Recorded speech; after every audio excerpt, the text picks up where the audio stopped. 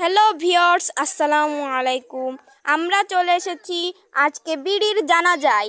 এখন দেখি এই ভাইয়া বিড়ি সম্পর্কে কি বলে। শোক সংবাদ, শোক সংবাদ, শোক সংবাদ। আমরা একটি বিড়ির জানালায় রয়েছি। বিড়িটিকে একটি লোক অনেক কষ্ট দিয়ে মেরেছে, অনেক কষ্ট দিয়ে মেরেছে। সে বিড়িটি অনেক দাপাদাপি করেছিল, কিন্তু তাকে ছাড়া হয়নি। এমনকি একজনে দেখেছিল, সেও কোনো কাজ সাহায্য করেনি। তাকে এমন টানা টানা হয়েছে, সামনে আগুন ধরিয়ে সে পুড়তে পুড়তে কয়লা হয়ে গেছে। দেখুন বিড়িটিকে।